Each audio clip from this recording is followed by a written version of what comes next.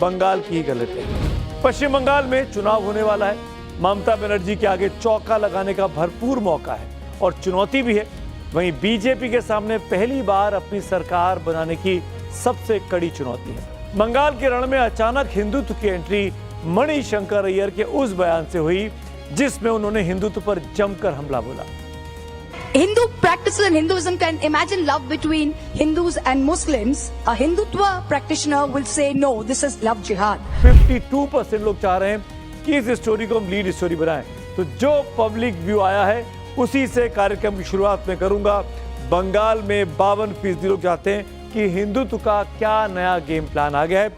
आइए शुरुआत करते हैं। सबसे पहले बात बंगाल की ही गलत है।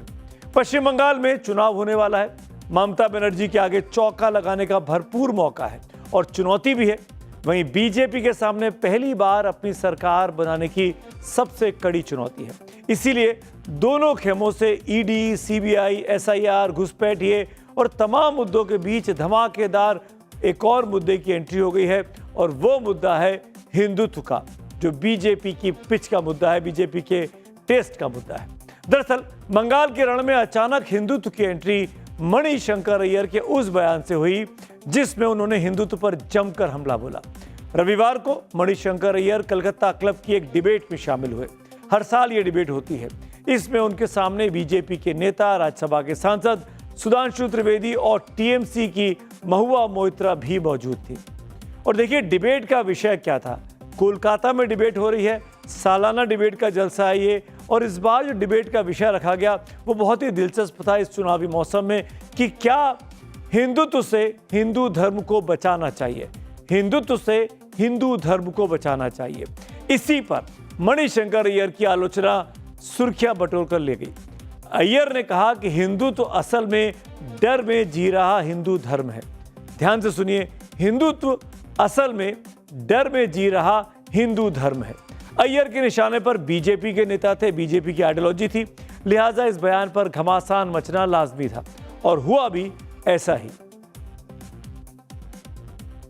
Hindutva is Hinduism in paranoia. It asks 80% Hindus to quiver in front of 14% Muslims. What is Hindutva?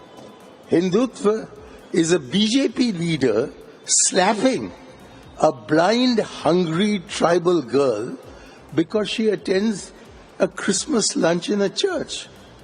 Hindutva raids shopping malls to tear down Christmas decorations.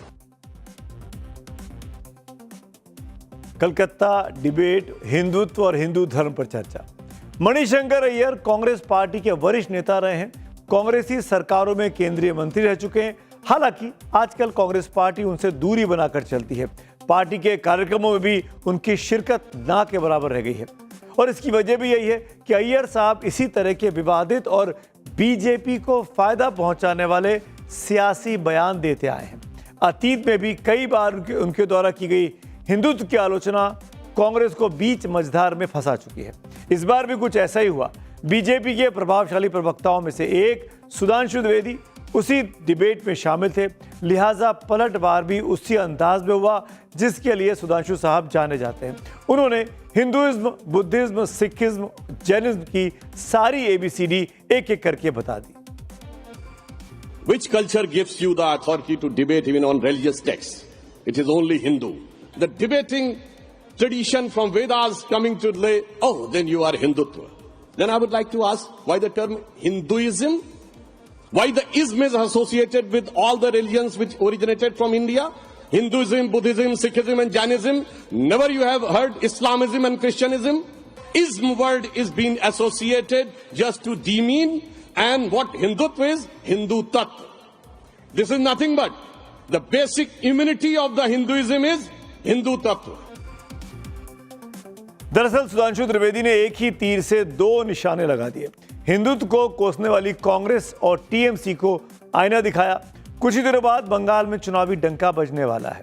Congress का वजूद तो ना के बराबर है पश्चिम बंगाल में। असली मुकाबला बीजेपी और टीएमसी के बीच ही बताया जा रहा है।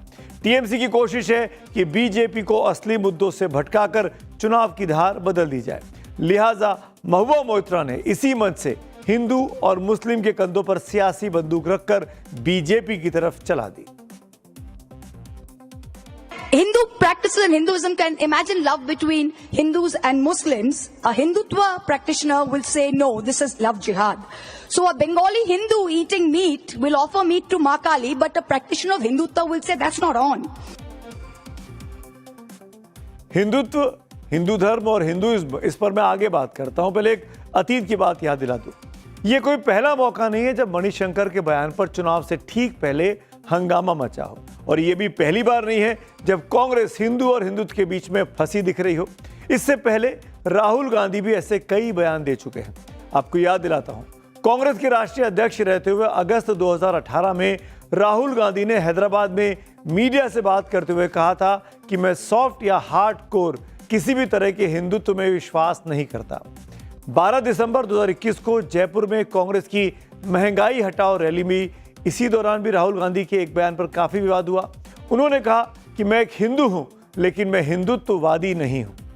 2024 में एलओपी बनने के बाद भी अपने पहले भाषण में राहुल गांधी ने हिंदू और हिंदुत्व पर बीजेपी को घेरा था। सुनिए जरा। और जो लोग अपने आप को हिंदू कहते हैं वो 24 घंटा हिंसा हिंसा हिंसा, नफरत नफरत नफरत, असत्य सत्य असत्य। आप हिंदू हो ही नहीं।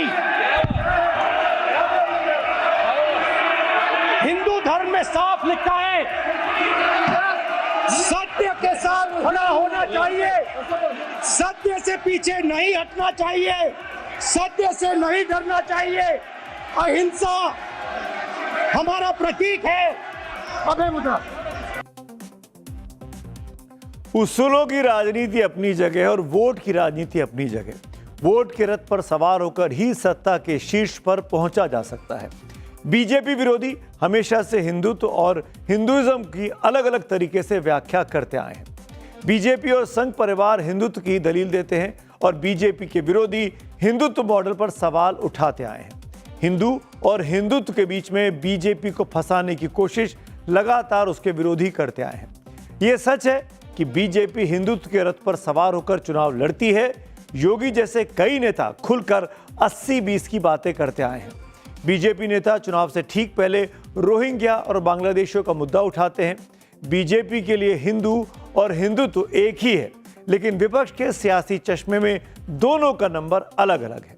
बीजेपी के मुताबिक हिंदुत्व हिंदू धर्म का मूल तत्व है। बीजेपी इसे सांस्कृतिक राष्ट्रवाद कहती है, न कि कोई धार्मिक या कट्टर विचारधारा। 1989 पालमपुर रेजोल्यूशन में बीजेपी ने हिंदुत्व को अपनी आधिकारिक विचारधारा के रूप में अपनाया था। विपक्ष का कहना है कि बीजेपी हिंदुत्व को राजनीतिक टूल के रूप में इस्तेमाल करती है। वहीं बीजेपी हिंदुत्व को आर्थिक विकास, राष्ट्रीय गौरव और सांस्कृतिक एकता से जोड़कर देखती है। पिछले साल दिसंबर में आरएसएस के 100 वर्ष पूरे होने पर संघ प्रमुख मोहन भागवत कोलकाता में थे।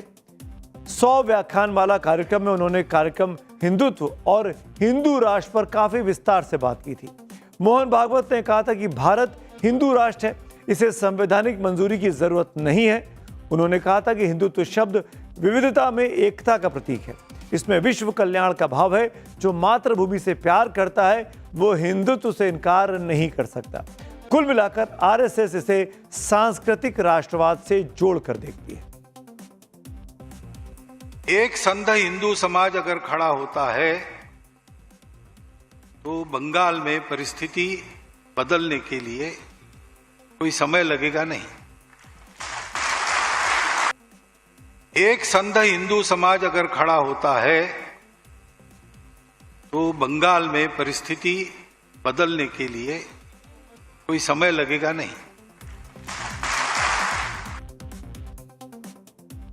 अब पश्चिम बंगाल में चुनाव है। टीएमसी के गढ़ में सेंध लगाने के लिए आरएसएस ने मास्टर प्लान तैयार किया हुआ है।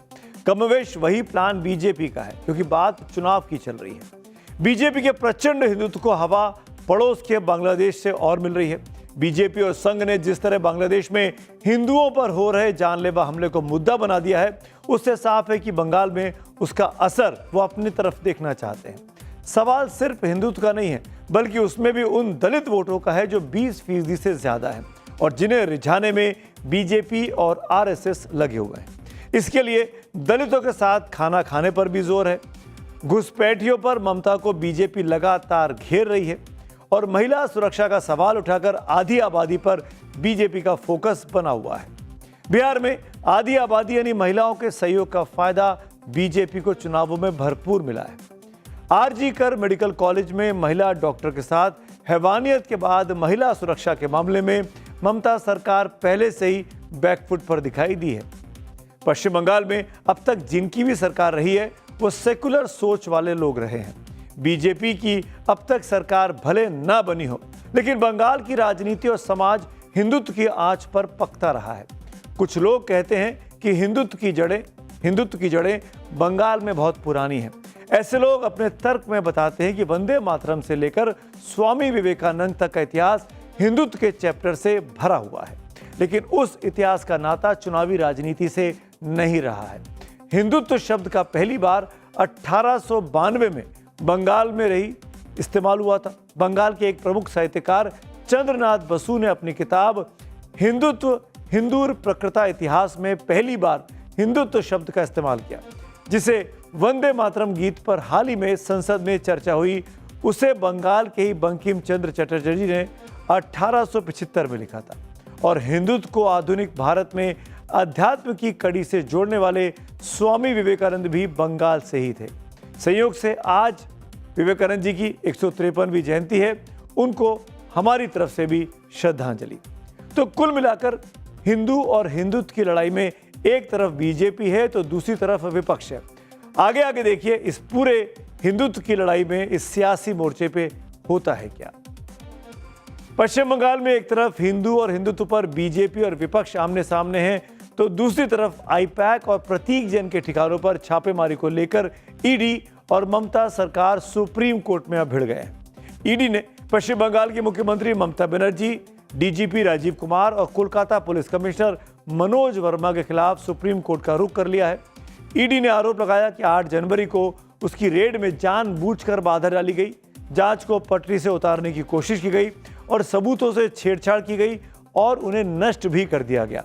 उधर सुप्रीम कोर्ट पहुंची बंगाल सरकार ने केवियट दाखिल करके कहा कि कोई भी आदेश पारित करने से पहले उनका भी पक्ष इस मामले में जरूर सुना जाए। एक तरफ छापेमारी पर ममता बनर्जी ईडी से भिड़ी हुई हैं, वहीं दूसरी तरफ एसआईआर को लेकर चुनाव आयोग के साथ दंगल चल रहा है। आज ममता बनर्जी ने मुख्य चुनाव आयुक्त ज्ञानेश कुमार को फिर से एक पत्र लिखा है। एसआईआर को लेकर सीएम ममता बनर्जी का मुख्य चुनाव आयुक्त को लिखा ये 5वां पत्र है। इस चिट्ठी में दीदी ने आरोप लगाया कि एसआईआर में आम लोगों को परेशान किया जा रहा है। ममता बनर्जी ने पिछले शनिवार को ज्ञानेश कुमार को चौथा लेटर लिखा था। उन्होंने 3 पेज के लेटर में कई सवाल पूछे थे। ममता बनर्जी शुरू से ही एसआईआर की प्रक्रिया का विरोध कर रही हैं और अब चुनाव से पहले उन्होंने एसआईआर को चुनावी मुद्दा बना लिया है और कह रही हैं कि ईसी जो कुछ कर रहा है वो बीजेपी के इशारे पर कर रहा है। तो कुल मिलाकर मामला पूरी तरीके से इस वक्त बंगाल में गरमाया हुआ है।